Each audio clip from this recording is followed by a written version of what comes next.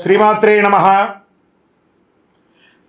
ఈరోజు మనం కొత్త ఒక విషయాన్ని మనం తెలుసుకోవాలంటే ఇది వరకు కూడా తెలిసి ఉండొచ్చు, మనం గ్రంథాల్లోనూ అన్నింటిలోనూ తెలుసుకుంటాం. కానీ ఈ యొక్క యూట్యూబ్ ద్వారా ఇది మీకు చాలా ఉపయోగపడే ప్రతి ఒక్కరికి కూడా జీవితంలో తెలుసుకోవాల్సిన ఉపయోగపడే ఒక అద్భుతమైనటువంటి సబ్జెక్ట్ అండి. ఈ నవగ్రహాలకి మనం చేస్తాం కదా, ఆదిత్యాయ సోమాయ మంగళాయ బుధాయ చ గురు శుక్ర శనిభ్యశ్చ రాహవే కేతవే. ఈ 9 గ్రహాలు ఉన్నాయి కదా, ఈ 9 గ్రహాలు ఎవరు, వాళ్ళ తల్లిదండ్రులు ఎవరు, వాళ్ళ నక్షత్రాలు ఏంటి, వాళ్ళ యొక్క రాశి ఏంటి, వాళ్ళ వర్ణం ఏంటి, వాళ్ళ వాహనం ఏంటి, వాళ్ళకి ఇచ్చే నైవేద్యం ఏంటి, వారికి అధిపతిగా ఉన్నటువంటి నక్షత్రాలు ఏంటి, వాటి గురించి మనము ఇప్పుడు తెలుసుకోబోతున్నాం.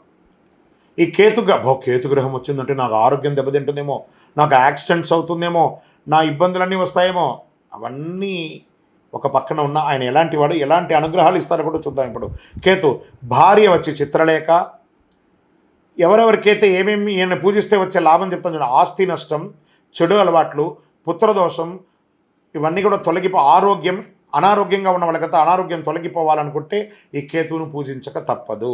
ఈయన ఎలా ఉంటారంటే ఉత్తర పడమటి ముఖాధీసుడై ఉంటాడు. అధిదేవత చిత్రగుప్తుడు, ప్రత్యధి దేవత బ్రహ్మ, వర్ణం ఎరుపు మరియు ఒక రకమైనటువంటి గ్రే అంటారు చూసారా, సిమెంట్ కలర్ అది.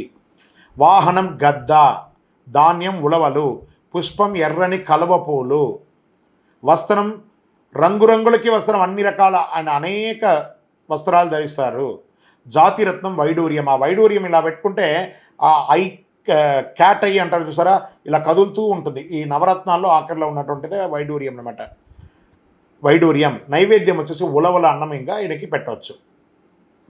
ఇంత అద్భుతమైనటువంటి ఈ నవగ్రహ విశేషాలను తెలుసుకున్న ప్రతి ఒక్కరు కూడా ఆయురారోగ్య ఐశ్వర్యాలతో ఉండాలని ఆ అఖిలాండ కోటి బ్రహ్మాండ నాయకుడు శ్రీ ధర్మశాస్త్ర అయ్యప్ప స్వామి వారిని ప్రార్థన చేసుకుంటున్నాం. తిరుపతికి వచ్చినప్పుడు మన దేవాలయాన్ని తప్పకుండా దర్శనం చేసుకోండి. విజయోస్తు. ఇది ఒకటే వీడియోగా పెట్టుకోవచ్చు, లేదా 9 షార్ట్గాను 9 వీడియోగా కూడా పెట్టుకోవచ్చు. మీకు ఒక్కొక్క రోజు ఒక్కొక్క 2 రోజులు అలా వేసుకోవచ్చు.